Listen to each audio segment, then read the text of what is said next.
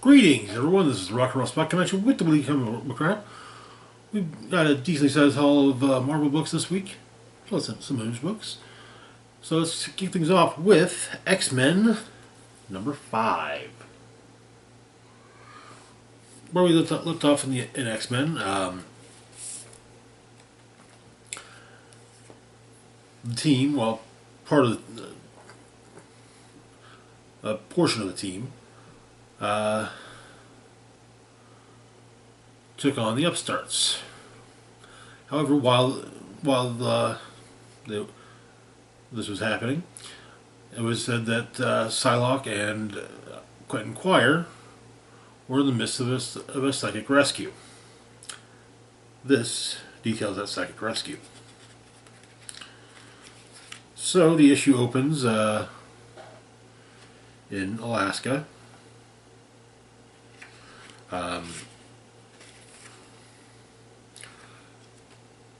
Not entirely sure. I don't think it doesn't say where in Alaska, but not Merle. And Psylocke is staying at the cabin belonging to her lover, John Greycrow.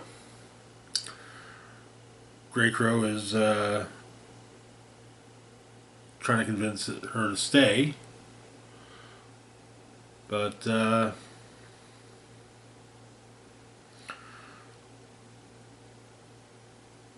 she actually kind of tries to convince him for a little bit, not as intently as he's trying to convince her, but maybe to come with her,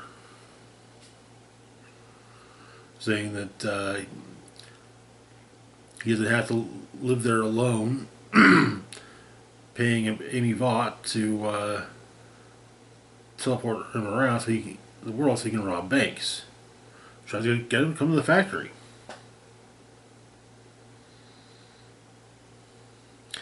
I'm kind of hoping that this is something that does happen.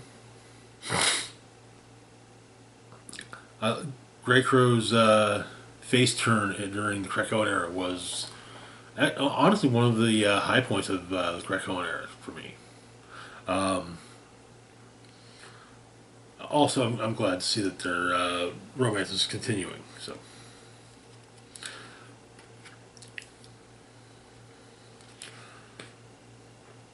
but she arrives at the factory and.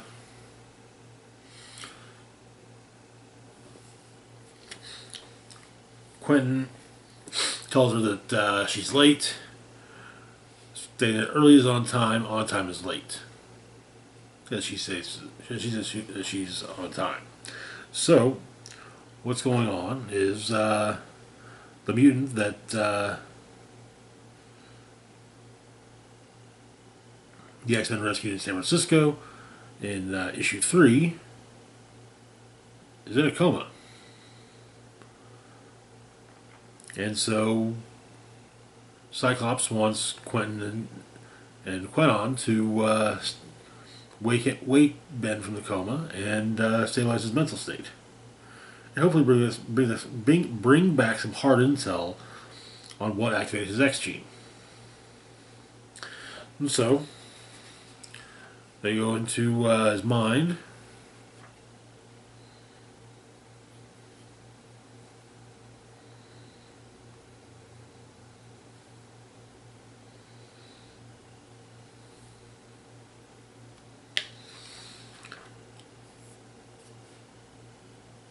But they're only on the surface. So, they go deeper. Turns out that Ben was a finance guy.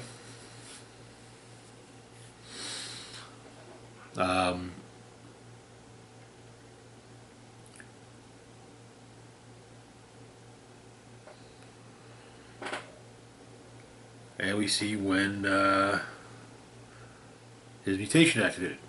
It was on the Pacific Coast Highway, and it seems like he actually was abducted by aliens. That's kind of what he remembers. But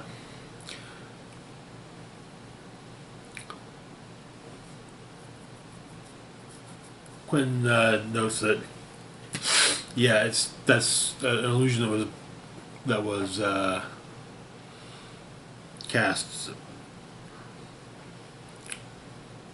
by a powerful psychic,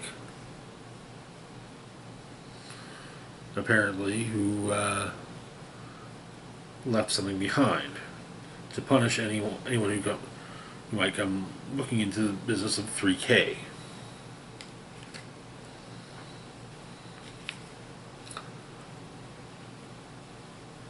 Um, and so Quentin is forced to face off against Sabretooth, and Quentin must deal with uh, likely with would seem potentially Grey Crow's depression.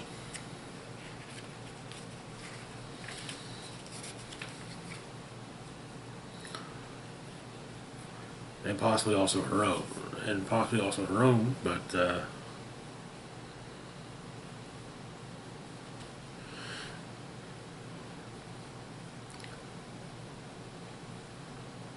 as she stated earlier in the issue, that they're weapons, they're tools. The illusion of the image, the mental image of Grey Crow says that she was right.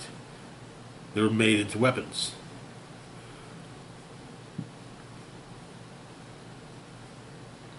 And he says that she was also wrong, but there's no getting better for them. The only way a weapon gets better is by killing people faster. The only thing wanting to get better means that they're broken. They're broken weapons, useless. There's no place in the world for a weapon with no use. As he points a handgun to his head and pulls the trigger. Quentin hears the gunshot and is able to basically get out of everything. They say that yes, this is not real. This is basically something of a mental illusion, basically.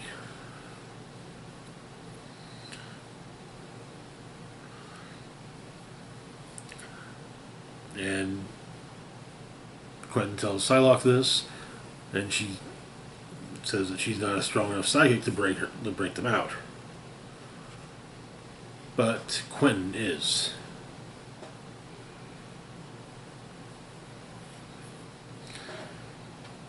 And he says he's strong enough, but if he powers through, Ben Liu will die.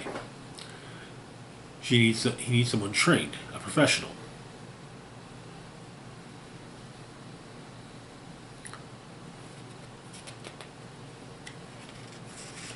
And so they manage to get out. Ben Liu is awake, and Psylocke states that the people who activate his X gene are called 3K. They're making new mutants. They figured out how to force activate X genes in abducted flat scans. And Cassandra Nova is one of them. And that is where the issue ends. Okay. Cassandra Nova's turn as a not villain in the Krakoan era was definitely not something that I knew would hold over, especially with her being the villain in the Marvel movie of the year. So, but also was pretty obvious that she wasn't turning over a new leaf. She was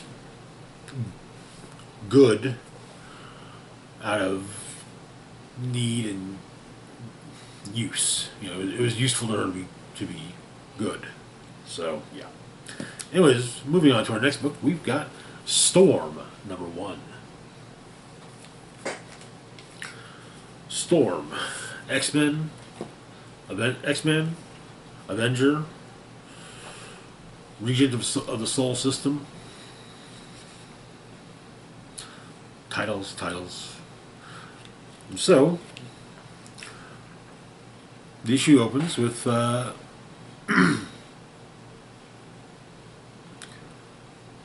seemingly getting an interview, or with someone reporting about her. You know, she's been the Queen of Wakanda, Regent of Morocco, an X-Man, an Avenger, a Weather Witch. And that morning in Atlanta, she does the unmistakable regalia and title of the hero known as Storm.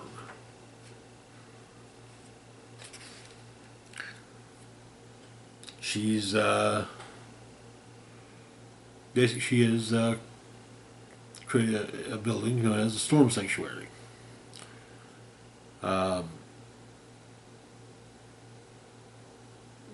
Apparently, there's been an instance of mutant acceptance.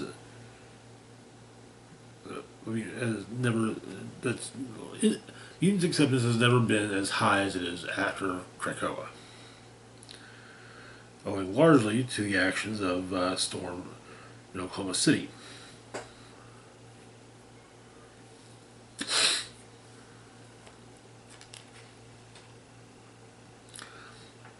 Oklahoma City, a week previously, there was a power plant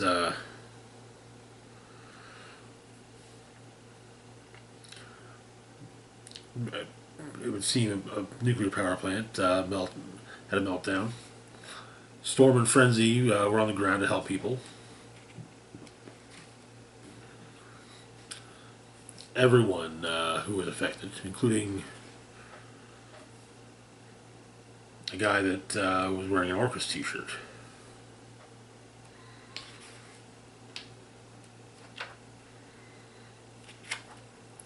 But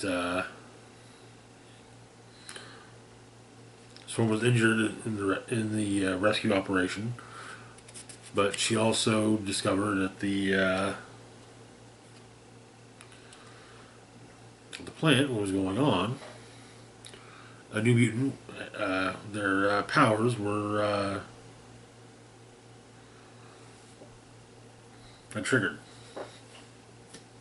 killing all of the engineers in the building.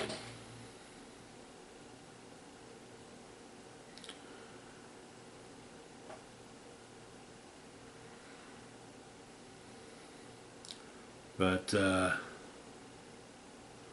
apparently, there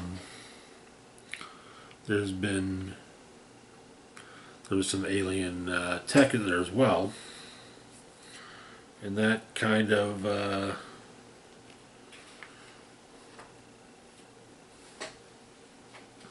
exacerbated things.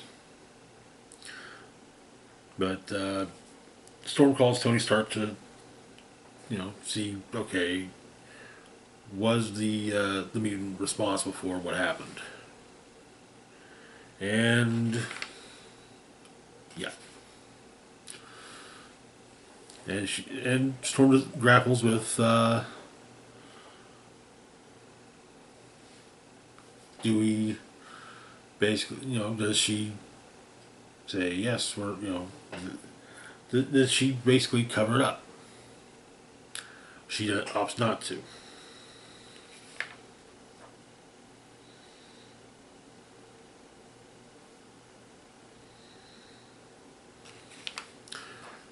And it turns out that Storm is dying from radiation poisoning from the what happened. But cosmic being, one of the cosmic beings, well, storms caught their attention. The attention of eternity. And that is where the issue ends. Interesting start. This is an ongoing series, not a miniseries, or at least it's designed to be an ongoing series at the moment. So. Anyways, moving on though to our last book we've got for the moment. We've got Wolverine Deep Cut number 4, wrapping up the miniseries from Wolverine's past with the X-Men. Where we left off, Wolverine had faced the clones of the Marauders and slaughtered them. Sabretooth, the real Sabretooth, had woken up, as had the real Marauders. The issue begins with the Sabretooth holding Wolverine so that the Marauders can come after him if they want. But Sabretooth points out that the bodies on the floor are them. And Wolverine did that on his own.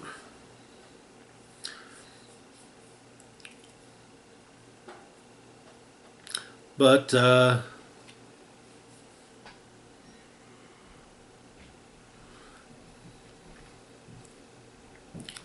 he manages to take on the Marauders very quickly. Sabretooth applauds, but Sabretooth proposes an alliance against Sinister. However, too little too late, as Sinister shows up.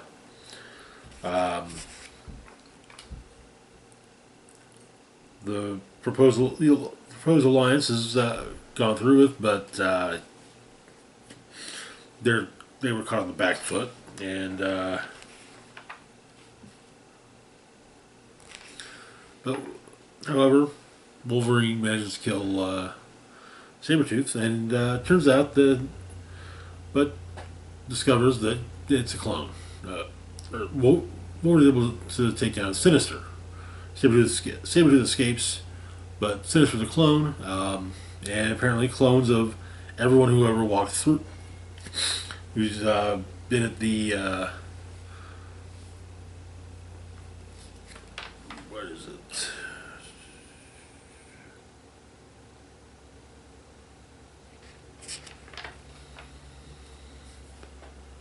The Safe Home for Foundlings in Omaha, Nebraska, was cloned by Sinister, and so he lets them out.